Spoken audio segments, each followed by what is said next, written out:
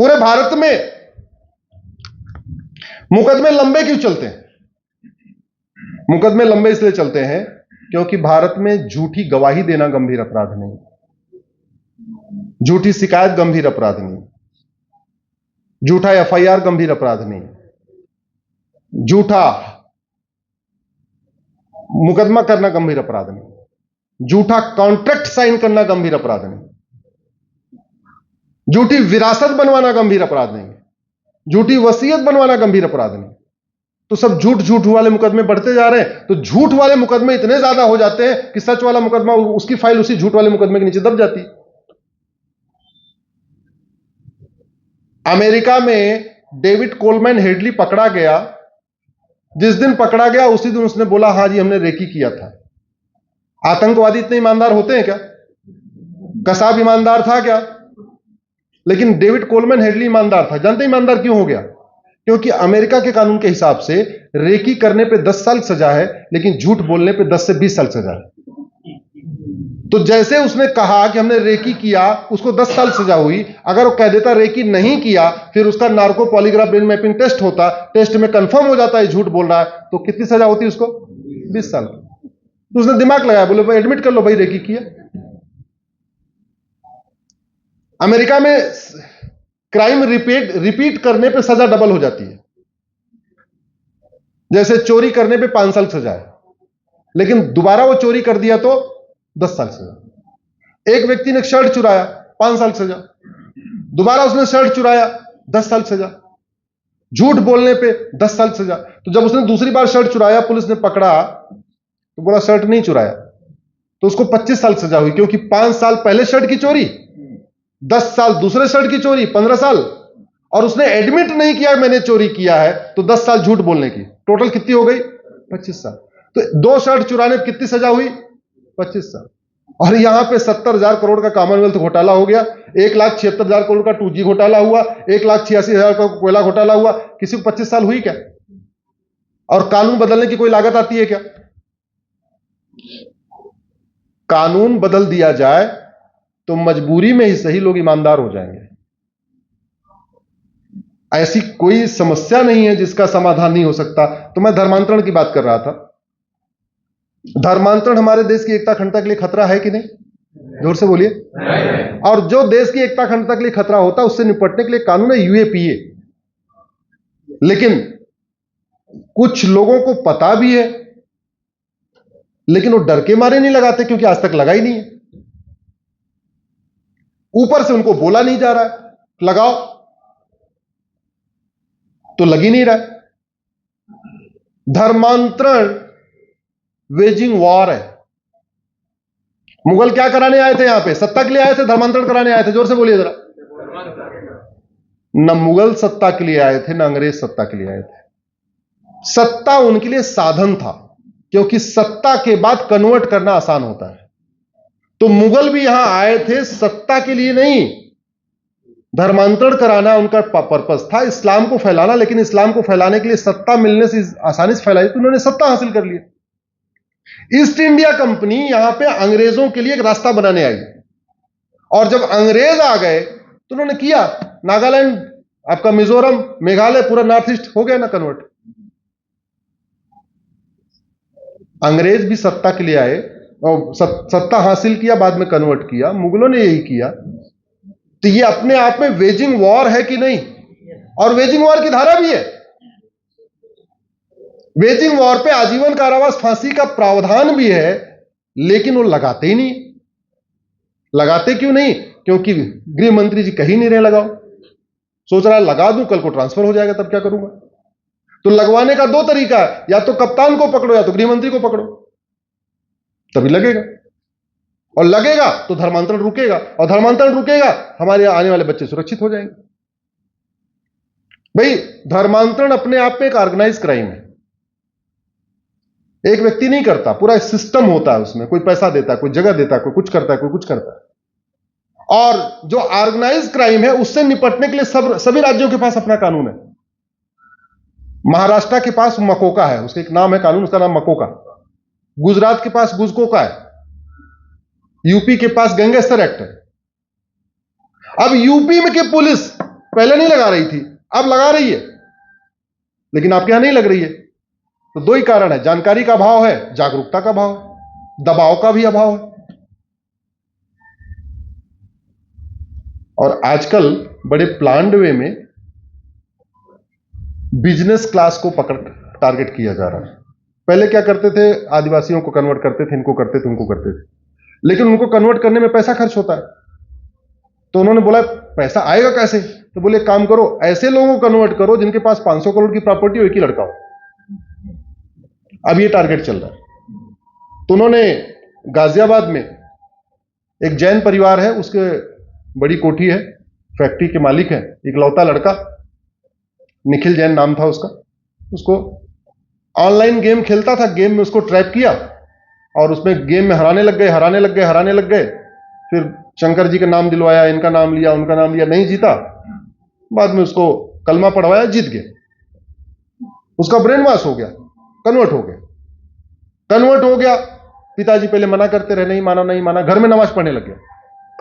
जैन परिवार जिनके यहां लहसुन प्याज नहीं खाया जाता, उनके घर में क्या हो रही, नमाज हो रही। फिर वो गए कमिश्नर साहब से मिले, शिकायत की। भाई बेटे की शिकायत पिता तभी करता है जब बात पानी एकदम सर के ऊपर चढ़ जाता है। जब अगले दिन अखबार में खबर आई तो उन्होंने अपना यूपी में जो एंटी कन्वर्जन लॉ है वो सब लगा दिया था। अखबार मैंने पढ़ा तो लकली वो कमिश्नर साहब मेरे दोस्त हैं, मैं उनसे व्यक्तिगत रूप से गया, मिला। हमने कहा ये आप इस पे एनएसए लगा दो। आज तक एनएसए कभी लगा नहीं था यूपी में क्या पूरे भारत में नहीं लगा था, कन्वर्जन पे नहीं लगा था। एनएसए का फायदा होता है 1 साल तक बेल नहीं होती, 1 साल तो रहना ही रहना उसको जेल में। तो मैंने काफी उनसे कहा तो मेरी बात उन्होंने मान लिया। बोले पहली बार है, कैसे होगा। उनकी जो लीगल टीम थी जिले वाली वो मना कर रही थी, नहीं कर सकते। हमने कहा आप करो। उन्होंने एनएसए लगाया और एनएसए लगा, फिर वो मैटर हाई कोर्ट गया, हाई कोर्ट से कंफर्म हो गया कि हाँ भाई कन्वर्जन में एनएसए लगा सकते हैं, कंफर्म हो गया। अब उसके बाद से यूपी में जब जब कोई धर्मांतरण करता है, सबसे पहला काम पुलिस क्या करती है, एनएसए लगा देती है। आजाद भारत के इतिहास में उत्तर प्रदेश में अभी 3 महीने पहले 2 बड़े काम हुए। धर्मांतरण कराने वाले को आजीवन कारावास हुआ है, यह उत्तर प्रदेश में हुआ, पहली बार हुआ है, भारत में और कहीं नहीं हुआ है। नहीं तो 5 साल सजा होती, 4-6 साल, ऐसे ज्यादा होती नहीं। धर्मांतरण कराने वालों पे पहली बार एनएसए लगा, हाईकोर्ट ने कंफर्म कर दिया भाई एनएसए लग सकता है। अगर यूपी में एनएसए लग सकता है, यूपी में यूएपीए लग सकता है, यूपी में गैंगस्टर एक्ट लग सकता है, यूपी में वेजिंग वॉर लग सकता है, यूपी में आपके देशद्रोह की धारा लग सकती है, धर्मांतरण से बड़ा देशद्रोह क्या है भाई। भारत के लोगों को जो वसुधैव कुटुंबकम को मानते हैं, equality, justice, liberty, fraternity, unity, national integration को मानते हैं, उसको ऐसे रिलीजन में कन्वर्ट करना जहां सब एक समान नहीं माने जाते, ये देशद्रोह से कम क्या है। और यूपी ने लगाया, सक्सेस हो गए, अब धड़ाधड़ लग रहा है। तो वहां धर्मांतरण रुकेगा कि आपके यहां रुकेगा? कहां रुकेगा बताइए। कितनी भी जागरूकता कर लीजिए, यहां नहीं रुकेगा। हाँ, सठे साठ्यम समाचरित भय बिन होय न प्रीत, उस सिद्धांत को अपनाइए, रुक जाएगा। ऐसे ही घुसपैठ। घर कैसे सुरक्षित रहता है? घर तब सुरक्षित होता है जब आपकी बाउंड्री ऊंची हो, दरवाजा अच्छा लगा हो, हमेशा अंदर से कुंडी लगी रहती हो, सीसीटीवी भी लगा हो तो और अच्छा है, एक सिक्योरिटी गार्ड बैठा हो लाठी लेके और अच्छा है, तभी सुरक्षित रहेगा। तो जैसे घर सुरक्षित होता है ऐसे देश सुरक्षित होता है। भाई भारत को सुरक्षित करने के लिए घुसपैठ रोकने का एक ही तरीका है कि पूरे भारत की बाउंड्री पे कम से कम 20 फीट ऊंची दीवार हो, सीसीटीवी लगा हो, लगातार मॉनिटरिंग चल रही हो, और बीएसएफ को छूट हो कि जो अंदर घुसे गोली मार दो, तभी तो रुकेगी, खौफ पैदा होगा। भारत के बॉर्डर पे दीवार तो छोड़ो, ढंग की जाल भी नहीं है। 4000 किलोमीटर का कलकत्ता से लेके आपका त्रिपुरा तक पूरा बॉर्डर खुला पड़ा हुआ। अब काम अब हो रहा है, पहले हो गया होता तो अच्छा था, लेकिन अब तो हो रहा है। दूसरा, 2012 में कांग्रेस ने बांग्लादेश के साथ एक नॉन लिथल ट्रीटी कर लिया। आप लोग गूगल करिएगा, non lethal treaty with Bangladesh, Manmohan Singh ji ने किया था। और नॉन लिथल ट्रीटी में बीएसएफ वालों यह ट्रीटी हुई है कि अब वो गोली नहीं मारेंगे, केवल हवाई फायरिंग करेंगे। मतलब उधर से घुसपैठिए आ रहे हैं और बेचारा हमारा बीएसएफ वाला डंडा पटक रहा है, वो गोली नहीं मार सकता। इससे बड़ी गद्दारी कुछ हो सकती है देश के साथ? क्या हो सकती है? लेकिन लोगों को नहीं पता, जागरूक लोगों को भी नहीं पता नॉन लिथल ट्रीटी के बारे में। आप लोगों में से हो सकता है कुछ लोगों को आइडिया हो, गूगल करिएगा पता चलेगा। ऐसे ऐसे काम किए हैं भारत में कांग्रेस की सरकार ने। जो काम मुगलों ने नहीं किया, जो अंग्रेजों ने नहीं किया, वो सारे काम। अब वो बदलेगी व्यवस्था कैसे? बदलेगी तभी जब डिमांड होगी और सप्लाई होगी। तो धर्मांतरण तब रुकेगा जब धर्मांतरण कराने वाले मिशनरी और जिहादियों पे एनएसए लगेगा, यूएपीए लगेगा, वेजिंग वॉर लगेगा, देशद्रोह लगेगा, गैंगस्टर लगेगा। घुसपैठ तब रुकेगी। अच्छा, घुसपैठ का मूल कारण भ्रष्टाचार। घुसपैठिए बॉर्डर पे 2000 रुपए दे के आते हैं, फिक्स रेट है, खुला रेट। गाय बाहर जाने का 500 रुपए, घुसपैठिए के अंदर आने का 2000 रुपए, खुला रेट। मेरा भी पिछले हफ्ते कार्यक्रम सिलीगुड़ी में था। मारवाड़ी समाज ने हमारा कार्यक्रम रखा हुआ था।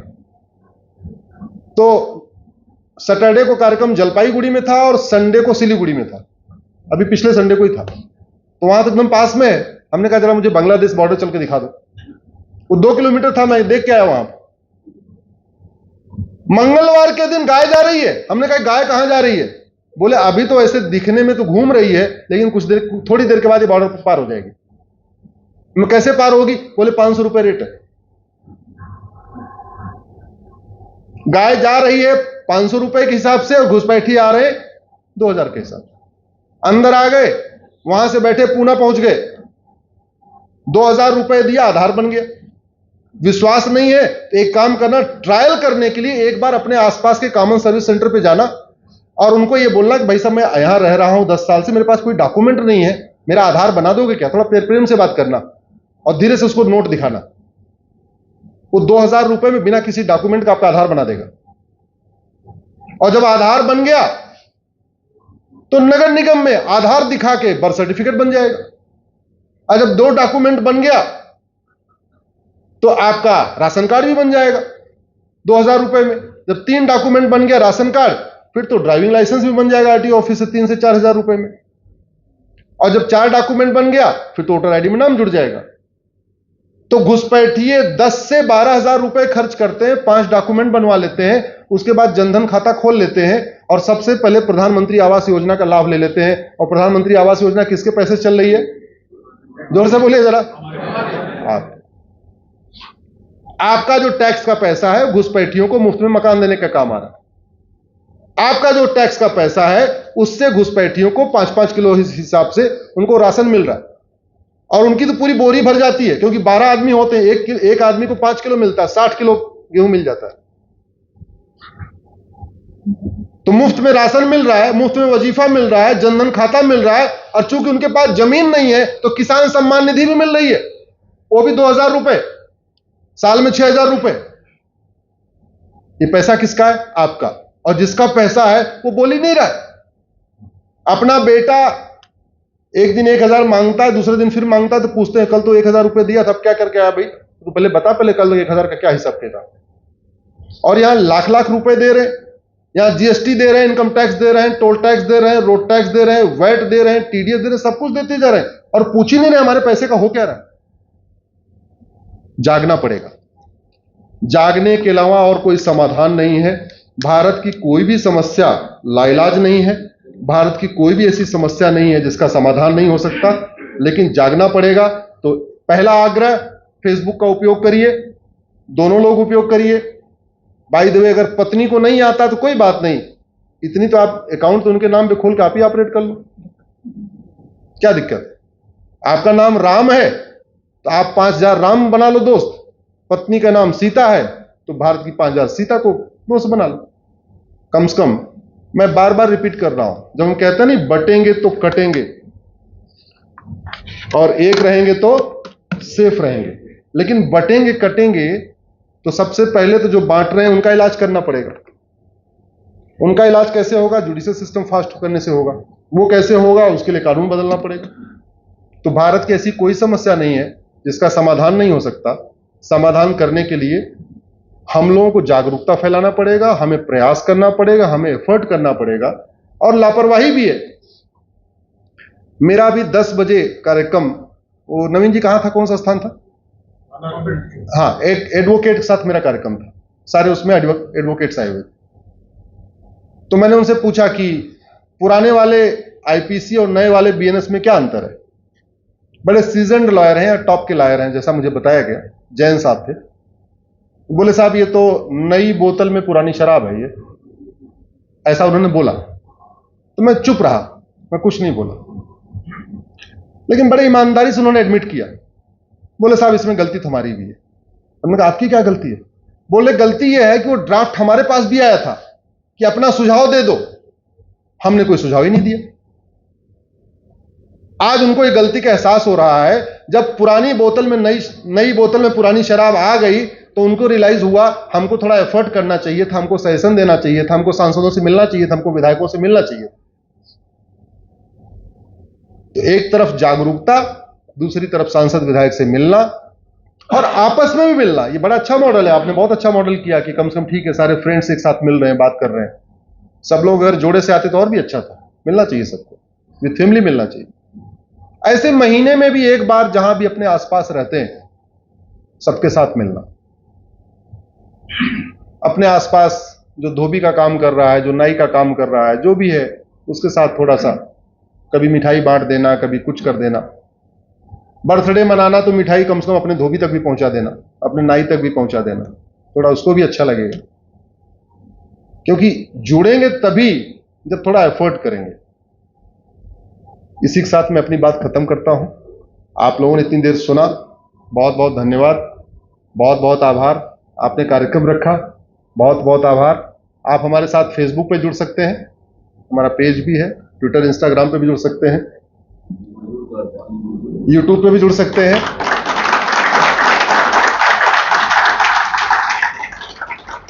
एक बात जरूर कहूंगा, नहीं जागे, हमने स्वॉट एनालिसिस नहीं किया, हमारे लिए बहुत बड़ा खतरा आने वाला है।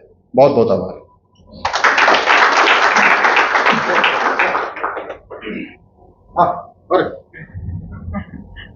हमारे सहयोगी राजकमल जी ने बोला वो आपने नारा तो लगवाया नहीं। आप लोग एक बार खड़े हो जाइए, बहुत देर से बैठे हुए हैं, हाथ पैर आपके बंधे हुए हैं। आपको एक काम करना है, जोर से बोलना है, हमें चाहिए आजादी। जोर से बोलना है। हम आगे आगे जो बोलेंगे बोलेंगे, आपको केवल हमें चाहिए आजादी। ये वामपंथियों का नारा हमने चुरा लिया है। गुलामी के नाम से हमें चाहिए आजादी, गुलामी के निशान से हमें चाहिए आजादी, गुलामी की कुरीतियों से हमें चाहिए आजादी, गुलामी की कुप्रथाओं से हमें चाहिए आजादी, गुलामी की शिक्षा से हमें चाहिए आजादी, गुलामी की पुलिस व्यवस्था से हमें चाहिए आजादी, गुलामी की टैक्स व्यवस्था से हमें चाहिए आजादी, भ्रष्टाचार अपराध से हमें चाहिए आजादी, घुसपैठ और धर्मांतरण से हमें चाहिए आजादी, लफ्ज जिहाद और लैंड जिहाद से हमें चाहिए आजादी। बहुत बहुत धन्यवाद। भारत माता की, भारत माता की।